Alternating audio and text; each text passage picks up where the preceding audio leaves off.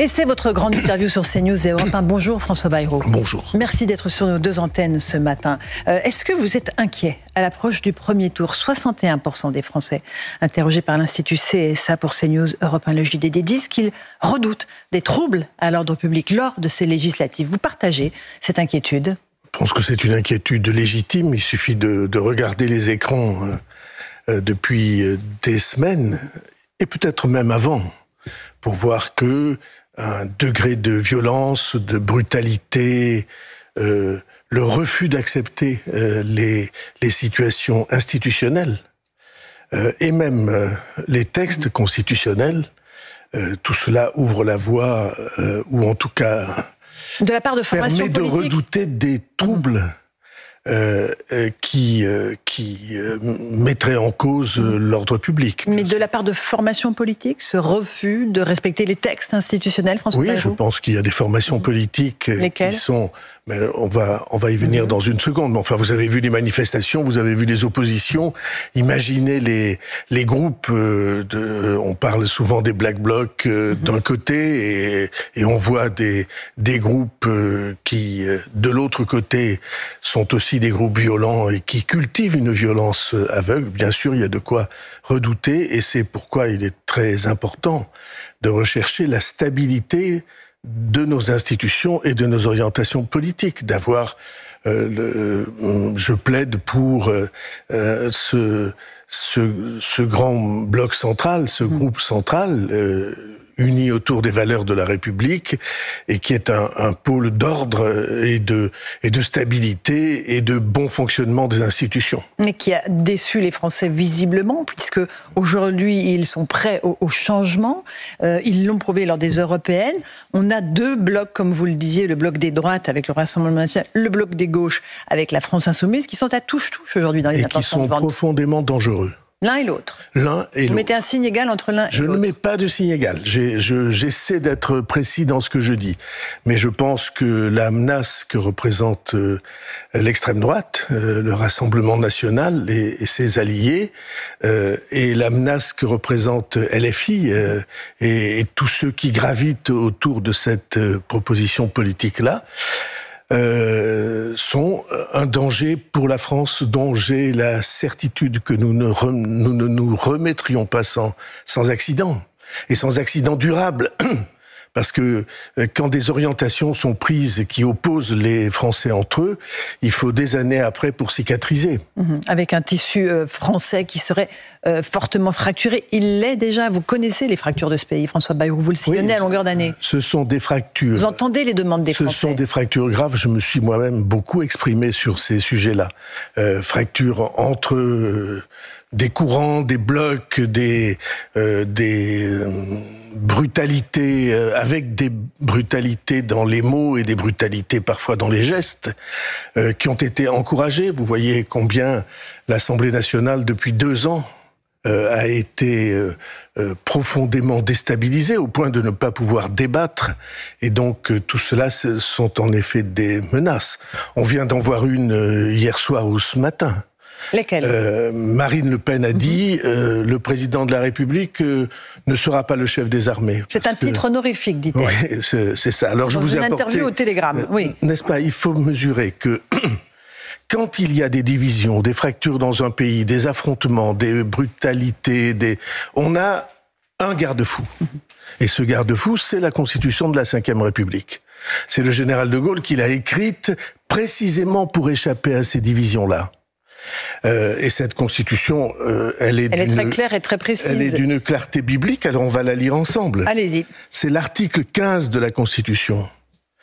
Le président de la République est le chef des armées. Il préside les conseils et les comités supérieurs de la défense nationale. Et un peu plus haut, à l'article 13, le président de la République nomme, lui, aux emplois civils et militaires de l'État. Alors, si vous prétendez que celui qui nomme aux emplois civils et militaires de l'État, celui qui préside les conseils de défense, celui dont la Constitution dit en toutes lettres il est le chef des armées, si vous prétendez que ce n'est pas vrai, en fait, que ce seraient des titres pour faire joli, alors vous mettez en cause profondément la Constitution. Et peut-être un très grand nombre des électeurs de ce courant du Rassemblement national sont des électeurs qui expriment un besoin d'ordre. Et de sécurité. Le besoin d'ordre et de sécurité, ça commence quand on respecte les institutions du pays. Et le texte fondamental, la loi qui dépasse toutes les lois. Et si vous mettez en cause le texte même de la Constitution, alors vous mettez en cause l'ordonnancement du pays, l'ordre dans le pays. La manière que nous avons, c'est ça une démocratie, de pouvoir vivre ensemble avec des opinions différentes et même divergentes et même opposées, parce que nous avons une règle du jeu qui s'impose à tout le monde. Je trouve que cette déclaration est extrêmement grave. François Bayrou, Marine Le Pen dit précisément dans cette interview au Télégramme que Jordan Bardella, en cas de victoire de son camp aux législatives, n'aurait pas l'intention de chercher querelle au président, mais qu'il a posé des lignes rouges, notamment sur l'Ukraine. Le président ne pourra pas envoyer de troupes françaises au sol. C'est la ligne rouge que pose Marine Le Pen. Alors vous voyez bien de quoi il s'agit. C'est une élection, on croit que c'est une élection nationale. C'est pas une élection nationale. C'est une élection qui aura des conséquences sur l'Europe et sur le monde. Vladimir Poutine a deux partis qui sont ses alliés quasiment, ou qui ont été ses alliés quasiment officiels, tout au long du temps. Marine Le Pen, vous vous souvenez de ses photos dans la datcha de Poutine, de ses... On se souvient de Poutine à Paris aussi avec le président Macron. Oui. Quand vous êtes un chef d'État, vous recevez les honneurs dus à un chef d'État. Et surtout quand vous êtes un chef d'État d'un pays avec lequel il est important, il était à cette époque important. Vous savez à quel point le président de la République a essayé de maintenir le dialogue longtemps, on lui a reproché. Mais Poutine a deux porte-paroles dans cette élection. Et les deux porte-paroles ont la même intention. C'est-à-dire de désarmer, d'enlever les moyens de pression que l'Europe et les alliés de l'Ukraine peuvent avoir dans un affrontement qui est un affrontement qui a déstabilisé l'Europe et le monde, qui n'avait pas été réalisé depuis Hitler. Un pays puissant qui se jette sur son voisin pour l'annexer et en prendre le contrôle. Jamais ça s'était fait. Et donc Poutine, il est en train d'ouvrir le champagne à cette heure-ci. Il a fait livrer du champagne dans sa datcha et dans son bureau. Comment serait-il autrement? Les deux forces qui, depuis le début, essaient d'empêcher l'Europe d'apporter son soutien à l'Ukraine sont sur le point d'avoir en France des scores prépondérants. Comment voulez-vous que l'image de la France ne soit pas profondément atteinte? Alors, personne n'a remis en cause le soutien à l'Ukraine dans les partis que vous évoquez, François Bayrou. Vous voulez le rire. Soutien militaire, le soutien aux livraisons d'armes. Ils n'ont jamais manifesté la volonté ferme de tenir bon. Et cette histoire de troupes, nous avons des instructeurs en Ukraine. Tout le monde le sait, même si ça n'est pas rendu public pour des raisons de sécurité. Nous avons des instructeurs qui forment les troupes ukrainiennes, qui vont donner leur vie, les troupes ukrainiennes. Ça veut dire qu'on retire les instructeurs? Est-ce que vous voyez le signe que ça donne vis-à-vis de la population ukrainienne et vis-à-vis de tous ceux dans le monde qui s'inquiètent de ce qui est en train de se passer? Alors vous avez Trump d'un côté, il y a un débat ce soir, je crois. Vous avez Trump d'un côté... qui affirme haut et fort que avec lui l'Ukraine ça sera fini. Vous avez les élections en France, déstabilisation de l'Europe. Eh bien, la conséquence mécanique de tout ça, c'est que nous allons donner un atout extraordinaire à celui qui a décidé de menacer la paix du monde par la force militaire. Mais les Français ne voteront ni pour Trump ou Biden, ni pour Poutine ou ses opposants. Ils voteront parce que leurs préoccupations, ils estiment, ne sont pas entendues. Je parle du pouvoir d'achat, je parle de la sécurité et je parle aussi de l'immigration. Laurence Ferrari, vous avez commencé l'interview, à juste titre, sur l'inquiétude. Sur cette inquiétude. que la France abandonne le camp des libertés, le camp de ceux qui résistent aux assauts militaires, que la France qui était, pour une très grande partie de l'Europe, un phare, en tout cas un signal, le pays qui disait « il y a des choses que nous ne laisserons pas faire », que la France abandonne ça, et qu'au contraire, elle se rallie à des messages qui sont des messages d'abandon progressif de nos positions. J'entends. Il y a des raisons de politique intérieure, on va y venir peut-être. Mais là, c'est l'image, le statut de la France auquel beaucoup sont habitués. Qu'est-ce qui se serait passé pendant la guerre de 40 si des partis américains s'étaient fait élire en disant « nous n'interviendrons jamais en Europe ». Je vous laisse le parallèle avec la Seconde Guerre mondiale. Oui, mais est-ce que vous mesurez ce que l'opinion française, ce que les résistants français auraient senti, un profond sentiment d'abandon? Mais est-ce que, quand le président Macron emploie le mot de risque de guerre civile, François Bayrou, vous qui en Béarn savez parfaitement ce qu'est une guerre civile, une guerre de religion, vous en avez payé le prix du sang. Est-ce que le mot ne rajoute pas à la confusion de la situation, François Bayrou? Alors guerre civile. C'est drôle, hier j'étais sur le terrain, il y avait des journalistes qui m'interrogeaient et qui ont dit, est-ce que... Bon, il y a eu des émeutes. Et il y a des émeutes probablement en menace, mais est-ce que c'est pas un mot trop fort? Émeute, guerre civile, affrontement des Français les uns contre les autres. Le risque est le même. Et notamment... Guerre civile, François Bayrou, c'est pas la même chose.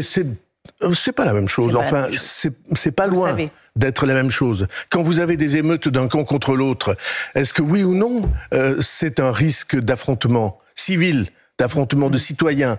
C'est ça que ça veut dire, et que le président, j'imagine, a voulu dire en employant des mots forts. Si on mesure que en même temps, on dit on ne respectera pas les institutions, vous savez quelle est la conséquence quand on n'affronte pas quand on respecte pas les institutions? C'est qu'en effet, il y a déchaînement brutal d'un camp contre l'autre, parce que ceux qui veulent défendre les institutions et ceux qui veulent les mettre à bas, ne pas les respecter. Je vous ai lu le texte. Ceux-là sont évidemment en affrontement brutal. On a beaucoup parlé du bloc des droites. Parlons des blocs des gauches. Qu'est-ce que vous reprochez à Jean-Luc Mélenchon, qui lui aussi se voit à Matignon, comme François Hollande? Il se verrait bien diriger ce pays. Écoutez, il suffit d'ouvrir les yeux depuis 2 ans sur ce qui s'est passé à l'Assemblée nationale. Il suffit de voir les mots qui ont été utilisés. Il suffit de voir le sentiment de ceux qui se sont retrouvés dans un affrontement musulman-juif. Pas seulement sous-entendu, mais autour duquel on multiplie les insinuations et les excitations. On ne mesure pas ce que une grande partie des Français, c'est vrai pour nos compatriotes juifs, qui ont le sentiment que c'est revenu le temps de la stigmatisation et de l'antisémitisme. Et de l'autre côté, nos compatriotes musulmans, qui ont le sentiment qu'ils vont être ciblés. Et ceux qui n'ont pas la bonne couleur de peau. Je racontais hier sur une autre chaîne l'histoire d'une jeune femme en pleurs parce que elle a adopté un petit garçon venant de Haïti, à la peau noire, et que tout d'un coup elle s'est dit mais ces questions de couleur de peau reviennent, ces questions de prénom reviennent, et ce sont des questions qui sont cruellement blessantes pour un très grand nombre, et qui ressentent une menace, qui se disent ça n'est plus le pays de paix et de concorde dans lequel nous avons voulu vivre. Eh bien, qui touche à un juif touche à la France, qui touche à un musulman touche à la France, qui touche à un chrétien touche à la France, qui touche à un agnostique ou à un athée touche à la France. Nous sommes le pays qui a fait de la concorde et de la compréhension mutuelle sa charte même d'existence. Et nous serons nombreux pour empêcher qu'on remette cela en cause.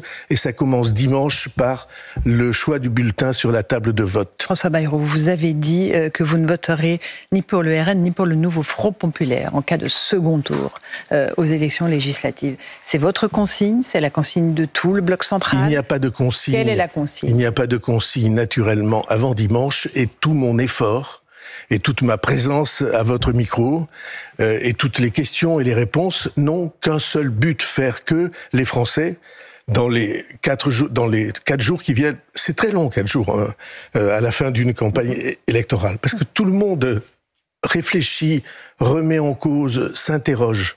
Vous avez un logiciel, paraît-il, qui prédit le résultat des élections. Que dit-il? J'ai oublié de le consulter. Oui, bien sûr.